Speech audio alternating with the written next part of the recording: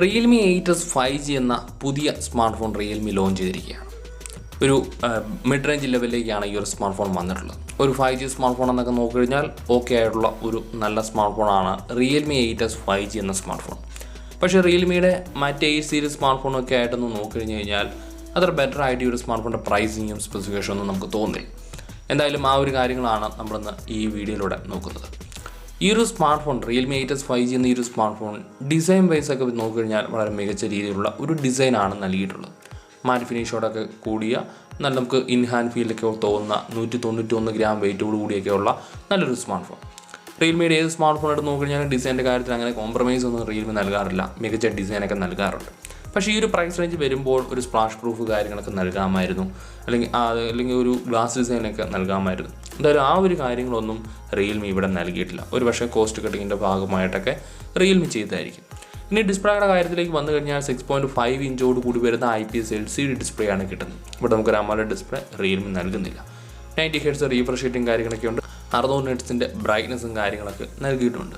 ഇവിടെയും ഡിസ്പ്ലേയുടെ ഭാഗത്ത് നോക്കിക്കഴിഞ്ഞാലും പ്രൊട്ടക്ഷൻ തുടങ്ങിയ കാര്യങ്ങളെക്കുറിച്ചൊന്നും റിയൽമി പറയുന്നില്ല. ഈ ഒരു പ്രൈസ് റേഞ്ചിൽ കുറച്ച് മെച്ചപ്പെട്ട ഡിസ്പ്ലേ ഒരുപക്ഷെ റിയൽമിക്ക് നൽകാമായിരുന്നു.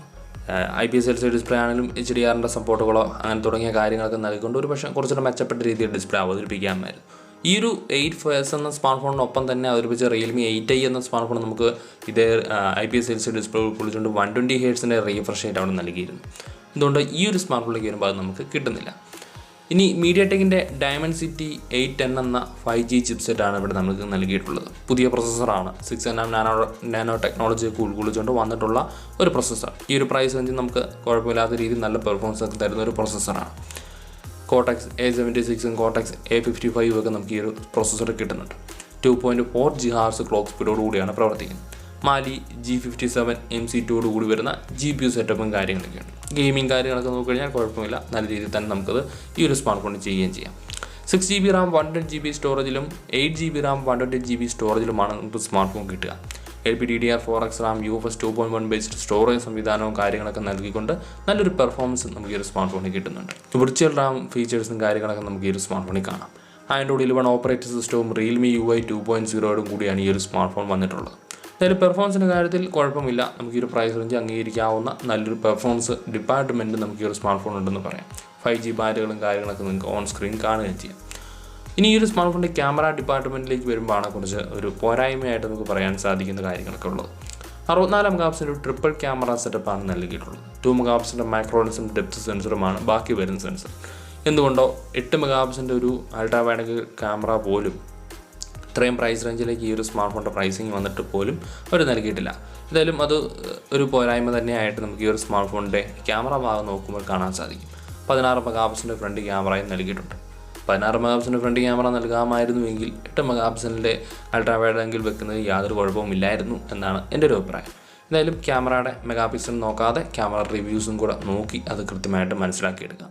3.5mm ODJK type C port തുടങ്ങിയ കാര്യങ്ങളൊക്കെ ഉണ്ട്. ബ്ലൂടൂത്ത് 5.1 ബേസിക് ആയിട്ടുള്ള എല്ലാ സ്മാർട്ട് ഫോണിലും കിട്ടുന്ന കാര്യങ്ങളൊക്കെ ഈ ഒരു സ്മാർട്ട് ഫോണിലും വരുന്നുണ്ട്. 5000 mAh ബാറ്ററി കപ്പാസിറ്റി, 33 വോട്ടിൻ്റെ ഫാസ്റ്റ് ചാർജിങ് സംവിധാനം. എന്തായാലും ബാറ്ററിയുടെ കാര്യത്തിലും ഫാസ്റ്റ് ചാർജിങ്ങിൻ്റെ കാര്യത്തിലും മോശപ്പെട്ട രീതിയൊന്നും അല്ല റിയൽമി നൽകിയിട്ടുള്ളത്. മെച്ചപ്പെട്ട ഒരു കാര്യം നമുക്ക് ഇവിടെയും കാണാം. സൈഡ് മൗണ്ടഡ് ആയിട്ടുള്ള ഫിംഗർ പ്രിന്റ് സംവിധാനമൊക്കെ ഉണ്ട്. 6GB RAM 128GB സ്റ്റോറേജിന് 17,999 രൂപയും 8GB RAM 128GB സ്റ്റോറേജിന് 19,999 രൂപയുമാണ് നമുക്ക് ഈ ഒരു സ്മാർട്ട് ഫോണിൽ കിട്ടുക. വിർച്വൽ RAM ഫീച്ചേഴ്സൊക്കെ നോക്കുമ്പോൾ ഓക്കെയാണ്. ഹൈ എൻഡ് ആയിട്ടൊക്കെ പറയുന്നുണ്ട് എങ്കിലും യഥാർത്ഥ ഒരു റാമിൻ്റെ അത്രയൊന്നും അതേ രീതിയിൽ പ്രവർത്തിക്കില്ല. എങ്കിലും നമുക്ക് അഡ്ജസ്റ്റ് ചെയ്യാം.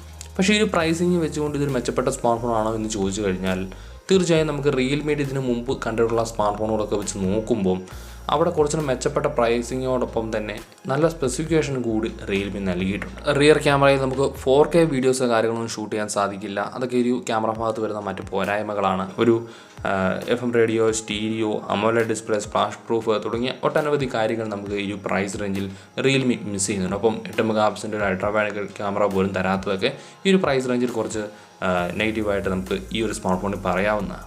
അപ്പോൾ ഈ ഒരു പ്രൈസ് റേഞ്ച് നിങ്ങൾ നോക്കിക്കഴിഞ്ഞാൽ Redmi Note 10 സീരീസ് സ്മാർട്ട് ഫോണുകളുണ്ട്.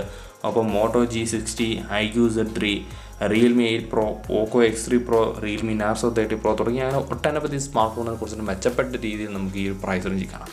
ഓവറോളാണ് ആ ഒരു സ്മാർട്ട് ഫോണിൻ്റെ ഡിസ്പ്ലേയും ഡിസൈനും പെർഫോമൻസ് ലെവലും ബാറ്ററിയും എല്ലാ കാര്യങ്ങളും കൂടി നോക്കിക്കൊണ്ടാണ് നമ്മൾ ആ ഒരു കാര്യം പറഞ്ഞിട്ടുള്ളത്. എന്തായാലും ആ ഒരു സ്മാർട്ട് ഫോണുകൾ കൂടി ഈ ഒരു പ്രൈസ് റേഞ്ചിനൊപ്പം Realme 8s 5G എന്ന ഈ ഒരു സ്മാർട്ട് ഫോണിലേക്ക് വരുമ്പോൾ നിങ്ങൾ നോക്കുന്നുണ്ടെങ്കിൽ ഈ പറഞ്ഞ സ്മാർട്ട് ഫോണുകൾ കൂടി ഒന്ന് നോക്കുന്നത് എന്തുകൊണ്ടും നല്ലതായിരിക്കും. അവയുടെ പെർഫോമൻസിനെ കുറിച്ചും ഒപ്പം അതിൻ്റെ റിവ്യൂസും കാര്യങ്ങളൊക്കെ നോക്കി ഒരു തീരുമാനത്തിലേക്ക് എത്തുന്നതായിരിക്കും കുറച്ചുകൂടെ ഒരു ബെറ്റർ ആയൊരു ഓപ്ഷൻ. എന്തായാലും Realme 8s 5G ഒരു 5G സ്മാർട്ട് ഫോൺ നോക്കിക്കഴിഞ്ഞാൽ ഓക്കെയാണ്. പക്ഷേ ഈ ഒരു കാര്യങ്ങൾ കൂടി ഒന്ന് നോട്ട് ചെയ്തുകൊണ്ട് ഈ സ്മാർട്ട് ഫോൺ തിരഞ്ഞെടുക്കാൻ ശ്രദ്ധിക്കുക. അപ്പോൾ ഇത്രയുമാണ് Realme 8s 5G എന്ന സ്മാർട്ട് ഫോണിനെ കുറിച്ച് പറയാനുള്ളത്. മറ്റൊരു പുതിയ വീഡിയോയിൽ പുതിയ സ്മാർട്ട് ഫോൺ വിശേഷങ്ങളൊക്കെ ആയിട്ട് നമുക്ക് വീണ്ടും കണ്ടുമുട്ടാം.